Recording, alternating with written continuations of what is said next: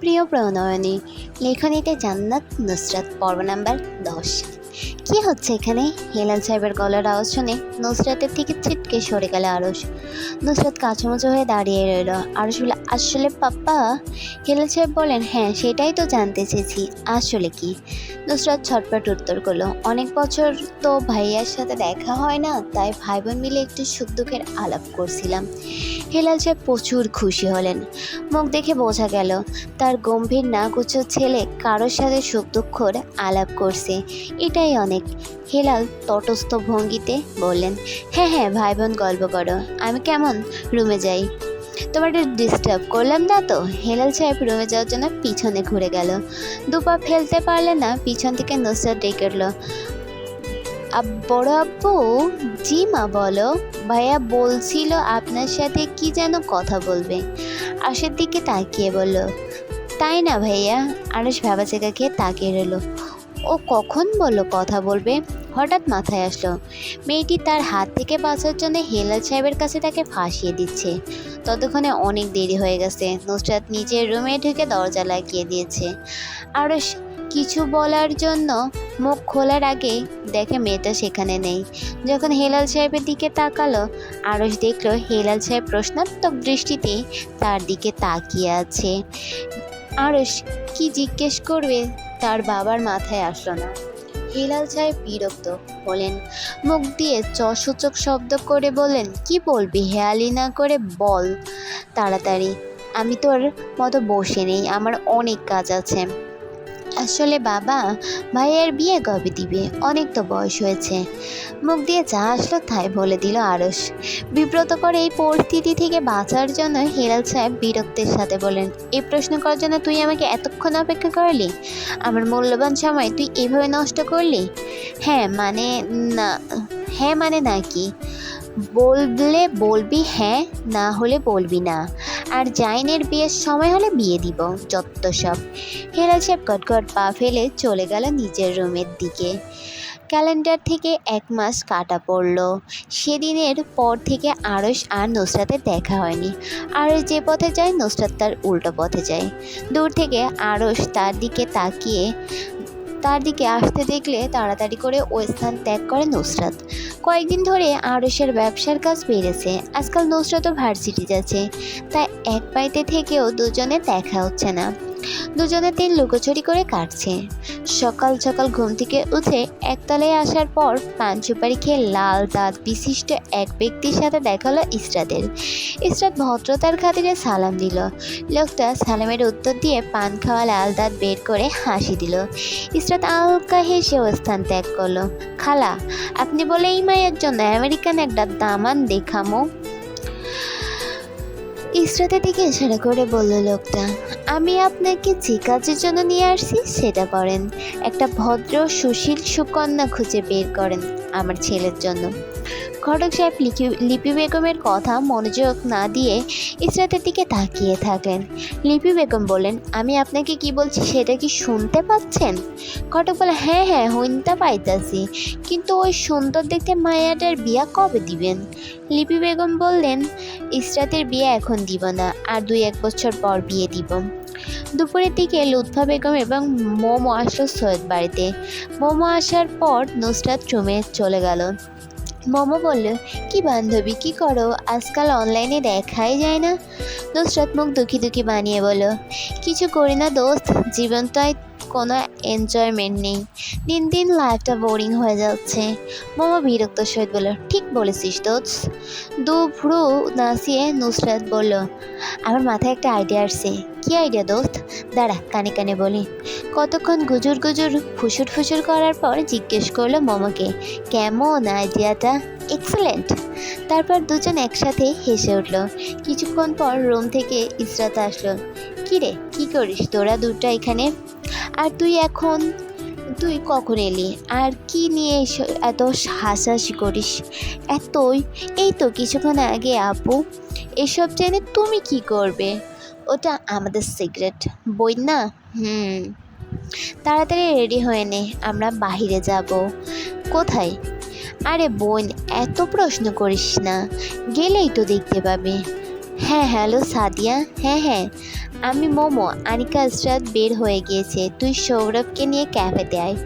ওপাশ থেকে কি বললো শোনা গেল না, শুধু নুসরাত উত্তর শোনা গেল, হ্যাঁ আমাদের বাসার সামনের মোড়ে যে ক্যাফে আছে ওইটাই। না আমি আনতে চাইনি, নিব্বাটা কান্না করে চলে আসছে।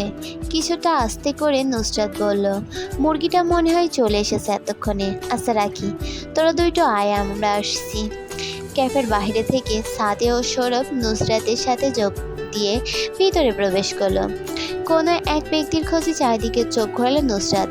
কাঙ্ক্ষিত ব্যক্তিকে খুঁজে পেয়ে নুসরাত ওইদিকে হাঁটা ধরলো। কাঙ্ক্ষিত সিটে গিয়ে বসে পড়ল নুসরাত। তার সাথে সাথে বসে গেল সৌরভ, মোমো, সাদিয়া ও আনিকা। ইসরাত সবার শেষে এসে বসলো। শুধু তাকিয়ে তাকিয়ে কি গন্ডগোল পাকাচ্ছে। নুসরাত দুহাত নাড়িয়ে ঠোঁটের কোণে হালকা হাসি টেনে বলল, হ্যালো হ্যান্ডসাম, কেমন আছো? ইসরাত ভ্যাবা চেকা খেয়ে তাকিয়ে রইল। মাথায় টাক পড়া একটা লোককে তার বোন হ্যান্ডসাম বলছে, আবার তার দিকে তাকিয়ে মিশে হাসছে, এদের মতলব আসলে কি? ইসরাতের চিন্তার অবসান ঘটিয়ে নুসরাত আবার বলল, আপনাকে যার কথা বলেছিলাম সেই মেয়েটা হলো এই মেয়ে, ওর নাম আনিকা। আপনার সাথে ডেটে যাওয়ার জন্য একেবারে পারফেক্ট, তাই না? লোকটা ডেটে যাওয়ার জন্য কচি সুন্দরী মেয়ে পেয়ে অনেক খুশি হয়েছে, তার মুখ দেখে বোঝা গেল। আনিকার দিকে তাকিয়ে দাঁত বের করে হাসলো লোকটা। তখন দেখা গেল লোকটা উপরের পাটির সামনে দুটো দাঁত নেই। সাদিয়া লোকটার সামনে দাঁত দুটো না দেখে হু হা করে হেসে ফেলল। পর মুহূর্তেই আবার নিজের মুখ চাপা দিয়ে হাত দিয়ে হাসি বন্ধ করার জন্য চেয়ারের নিচের দিকে তাকিয়ে মুখ চেপে হাসল ইসরাত। সবাই হাসছে, কিন্তু তাদের মধ্যে কাঁদো কাঁদো মুখ বানিয়ে আনিকা ভাবল, নুসরাত আপনি আমাকে এইভাবে ফাঁসিয়ে দিল। কেন যে আসতে গেলাম আপনার সাথে, আর জীবনে আপনার সাথে আসার জন্য বায়না ধরবো না। কি হয়েছে, আপনারা হাসছেন কেন? ফেসে ফ্যাসফ্যাসে গলায় আওয়াজ। সবার হাসি বন্ধ হয়ে গেল। সৌরভ বলল, তেমন কিছু না আঙ্কেল, এমনি হাসছিলাম। লোকটা চেতে গেল আঙ্কেল বলাই। সৌরভকে ধমকে বলল, আমাকে দেখে কি আঙ্কেল মনে হয়? মোমো লোকটাকে পাম দিয়ে বলল, না না আপনাকে দেখতে আঙ্কেল মনে হয় না, আপনাকে দেখতে একদম ইয়াং ছেলেদের মতো মনে হয়।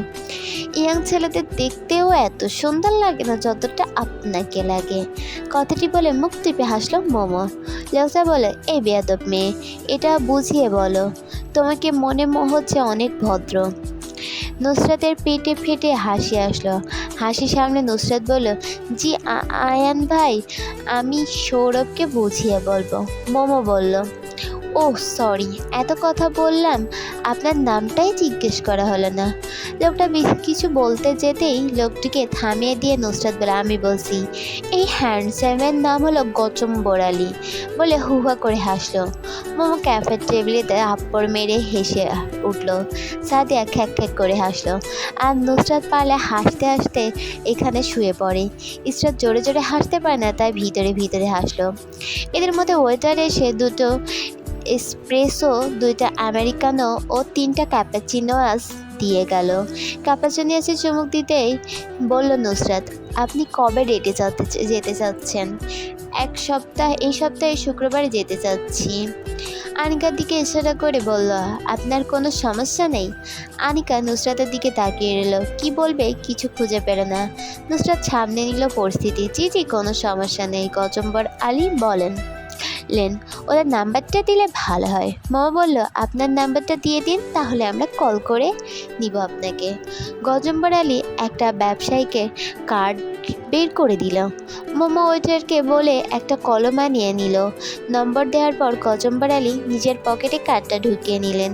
অন্যদিকে মেহেরুন্নেছা রাগে গজগজ করছেন। লিপি বেগম ছেলের জন্য মেয়ে পছন্দ করছেন আর তাকে জিজ্ঞেস করার প্রয়োজন বোধ করেনি। আর যদি ঝর্ণা তাকে এ কথা না জানাতো তাহলে তো তিনি জানতেই পারতেন না। লিপি বেগম ও হেলাল সাহেবকে ডেকে পাঠালেন মেহেরুন্নেছা। যখন আসলেন হেলাল সাহেব ও লিপি বেগম, মেহেরুন্নেছা কিছুক্ষণ ধমকাধমকি করার পর তিনি চুপ হলেন। হলাম ছেলের জন্য মাইয়া দেখতাছস? জি আম্মা। আমরা জিকাইবার কথা একবারও ভাবলাম না? আমি কি তোমার ছেলের মন্দ চাই? ভালোই তো চাই তোমার ছেলের। আচ্ছা এসব কথা বাদ দাও, জাইনের জন্য মায়া দেখবার দরকার নাই, আমার কাছে একটা মাইয়া আছে, সময় হইলে আমি খোঁজ দিয়া দিমনে, চিন্তা করার লাগবে না। মায়া কম কথা কয়, অনেক ভালো, কারোর কথার উত্তরে কথা কয় না, একদম সোনায় সহাগা মাইয়ারা। হেলাল সাহেব মায়ের কথায় সহমত প্রকাশ করলেন, কিন্তু লিপি বেগমের মুখ দেখে বোঝা গেল তিনি মেহেরুন্নেসার এই কথায় খুশি হননি। বড় বৌমা, তুমি কি তা খুশি হও নাই মোর কথায়? না মা, তেমন কিছু না। আচ্ছা এবার তোমরা তোমাকে কাজে যাও, সাইয়া সাইয়া আমার মুখ দেখা বন্ধ করো, আমার এখন আরাম করতে হইব। লিপি বেগম কালো করে চলে গেল। হেলাল সাহেব ও চুপচাপ হাঁটা ধরলেন হেলাল সাহেবের পেছন পেছন। কাফেতে গজম্বর আলীর সাথে কথা শেষ করে মোমোরা সবাই উঠে যাবে, তখন পিছন থেকে চীনা পরিচিত গলা শোনা গেল। সবার আগে পিছন ফিরে তাকালো আনিকা। নুসরাতের পাশের চেয়ারে বসায় আনিকা নুসরাতের কানে কানে বলল, আরুষ ভাইয়া যাইন। কথা শেষ করার পূর্বেই আরুষ বলল, তোরা এখানে কি করছিস?